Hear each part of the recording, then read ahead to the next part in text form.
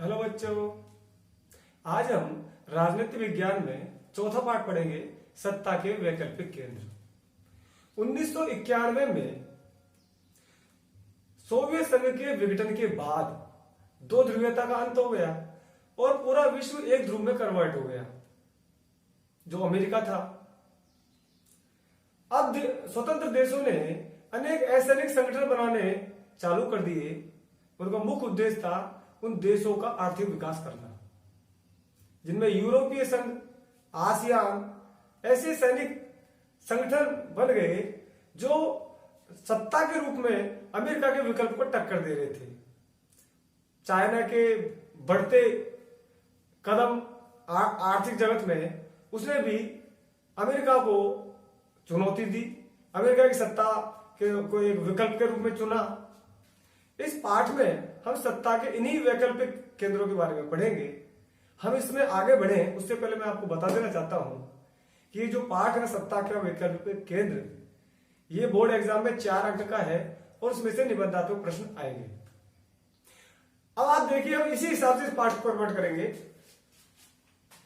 1991 में सोवियत संघ के विघटन के बाद द्विध्रुवीयता का अंत हो गया, अतः विश्व में स्वतंत्र देशों ने मिलकर अनेक असैनिक संगठन जैसे यूरोपीय संघ और आसियान आदि खड़े किए, जिनका मुख्य उद्देश्य था देशों का आर्थिक विकास करना। इसके अतिरिक्त चीन के आर्थिक क्षेत्र में बढ़ते कदमों ने विश्व राजनीति में नाटकीय प्रभाव डाला है। इससे लगने लगा है कि विश्व में अमेरिका के अलावा सत्ता के अन्य विकल्प भी मौजूद हैं। तो ये थे सत्ता के वैकल्पिक केंद्र, जिसमें हम इस पाठ के अंदर यूरोपीय संघ, आसियान और चाइना की अर्थव्यवस्था के बारे में पढ़ेंगे कि ये किस प्रकार से विकल्प के रूप में उभरे हैं। सबसे पहले यूरोपीय संघ। मार्शल योजना के तहत 1948 में यूरोपीय आर्थिक सहयोग संगठन की स्थापना की गई, जिसमें व्यापार व आर्थिक मामलों में मदद मिली। मतलब दूसरे विश्व युद्ध के बाद अमेरिका ने यूरोपीय देशों की काफी मदद की और वो मदद मार्शल योजना के तहत की। उससे यूरोप के आर्थिक विकास हुआ, देशों का डेवलपमेंट हुआ। तो इस मार्शल योजना में यूरोपीय आर्थिक सहयोग संगठन की स्थापना की गई, जिससे व्यापार व आर्थिक मामलों में मदद मिली। 1949 में यूरोपीय परिषद ने राजनीतिक मामलों में अगला कदम साबित हुआ। 1957 में यूरोपीय इकोनॉमिक कम्युनिटी का गठन हुआ। सोवियत संघ के विघटन के बाद इस प्रक्रिया में तेजी आई। 1992 में यूरोपीय संघ की स्थापना हुई। इन चरणों के बाद में 1992 में यूरोपीय संघ की स्थापना हुई और धीरे धीरे आर्थिक गतिविधियों के साथ साथ यूरोपीय संघ राजनीतिक रूप लेता गया। अब ये जो यूरोपीय संघ की स्थापना है, ये विदेश और सुरक्षा नीति में भी हस्तक्षेप करने लगे कि किस तरह से अर्थ के साथ साथ राजनीति में भी इन्होंने अपना विस्तार किया।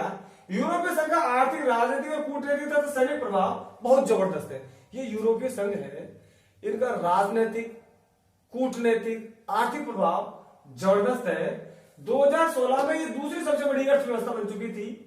इसका सकल घरेलू उत्पाद यानी जीडीपी 17,000 अरब डॉलर से भी अधिक है, जो कि अमेरिका के बराबर है। विश्व व्यापार में इसकी हिस्सेदारी अमेरिका से 3 गुना ज्यादा है। और जो यूरोपीय संघ है, इसकी मुद्रा है यूरो, और ये यूरो अमेरिकी डॉलर के प्रभुत्व को खतरा पैदा हो गया, अमेरिकी डॉलर के प्रभुत्व को टक्कर दे रहा है। तो ये जो यूरोपीय संघ है, ये यूरोपीय संघ आज बहुत बड़ी शक्ति बनकर उभरा है। और इस यूरोपीय संघ में यूरोप के सभी देश है, और जो यूरोपीय संघ है उसमें एक फ्रांस है जो कि संयुक्त राष्ट्र संघ का स्थायी सदस्य भी है, और फ्रांस के पास परमाणु शक्ति भी है। तो ये यूरोपीय संघ आज सत्ता का वैकल्पिक केंद्र बना हुआ है। इसके बाद पढ़ेंगे हम आसियान। आसियान यानी association of south east Asian nation, association of south east Asian nation यानी ASEAN, आसियान, जिसको हम हिंदी में कह सकते हैं दक्षिण पूर्वी एशियाई राष्ट्र संघ, जिसकी स्थापना 1967 में हुई थी और इसके 5 संस्थापक इसमें देश थे। इसका मुख्य उद्देश्य था क्षेत्र में आर्थिक, सांस्कृतिक व सामाजिक विकास को बढ़ावा देना, क्षेत्रीय शांति व सुरक्षा स्थापित करना। दूसरा, साझे हितों जैसे कृषि, व्यापार, उद्योगों में परस्पर सहयोग कायम करना। तो ये आसियान है, इसकी उपलब्धियां क्या रही? इसकी उपलब्धियां थी आर्थिक, सामाजिक, सांस्कृतिक विकास के साथ साथ शांति में सहयोग में सफलता, मुक्त व्यापार क्षेत्र का गठन, पूर्वी एशियाई देशों के बीच सेतु का काम करना और टकराव के स्थान पर वार्ता की नीति अपनाए। ये जो आसियान संगठन है, इसका काम करने का तरीका क्या था कि टकराव के जगह वार्ता के द्वारा समस्या का समाधान निकाला जाए। लड़ाई समस्या का समाधान नहीं है, लड़ाई के बजाय इसमें वार्ता की जाए और अपने जो क्षेत्र के, अपने जो देश के जो भी समस्याएं हैं उनको मिल बैठ के वार्ता के द्वारा उनका समाधान किया जाए। और इन छोटे छोटे देशों ने मिल करके आर्थिक विकास किया और ये आर्थिक विकास आसियान का, इनके डेवलपमेंट का बहुत बड़ा कारण बना। अब आप इसमें देखिए कि जो आसियान है ये आज भी इतना बढ़िया चल रहा है कि भारत और यूरोप जैसे देशों से इसने व्यापारिक संबंध को सुदृढ़ किया है और सुदृढ़ करने का प्रयास कर रहा है। तो यूरोपीय संघ और आसियान के बाद नंबर आता है चाइना का। 1949 में चीन में साम्यवादी क्रांति हुई और इस साम्यवादी क्रांति माओ से तुंग के नेतृत्व में हुई। माओ से तुंग के नेतृत्व में साम्यवादी क्रांति के बाद चीन जब स्वतंत्र हो गया तो वो तेजी से आगे बढ़ा आर्थिक विकास के क्षेत्र में। और चाइना की जो अर्थव्यवस्था है 1978 के बाद ये आर्थिक ताकत के रूप में उभरा, चीन की महाशक्ति के रूप में इसकी पहचान बनने लग गई। और जनसंख्या में वैसे भी चीन सबसे बड़ा देश है, क्षेत्रफल में विश्व का चौथा सबसे बड़ा देश है और चीन के पास थल सेना विश्व की सबसे बड़ी है। चीन के पास विश्व की सबसे बड़ी थल सेना है।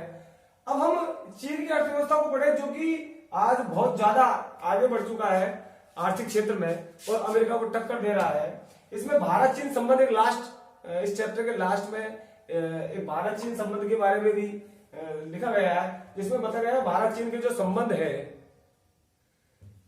वो पहले थोड़े उतार चढ़ाव वाले थी। अब उतार चढ़ाव के साथ साथ अब धीरे धीरे उतार चढ़ाव के बाद सौहार्दपूर्ण हो रहे हैं भारत और चीन के संबंध। व्यापार भी 30% सालाना बढ़ रहा है। और यह जो सबसे बड़ा विवाद है भारत और चीन के बीच में वो सीमा विवाद है। और सीमा विवाद के साथ साथ यूएस में ये पाकिस्तान का समर्थन कर रहा है, आतंकवादी जो हम विचारधारा का विरोध कर रहे हैं उनमें भी ये पाकिस्तान का साथ दे रहा है। कुल मिलाकर ये जो पूरा पाठ है ये अमेरिका की सत्ता को टक्कर दे रहे हैं और दुनिया के सामने एक नया विकल्प दे रहे हैं। इस पाठ को में निबंधात्मक प्रश्न है, इसलिए इसमें 2-3 प्रश्न बनते हैं कि यूरोपीय संघ के बारे में और आसियान के बारे में और चीन की अर्थव्यवस्था के बारे में। बस 3 ही प्रश्न है, उसमें से कोई भी एक प्रश्न आ जाएगा। आप देखिए और फटाक से याद करिए। Best of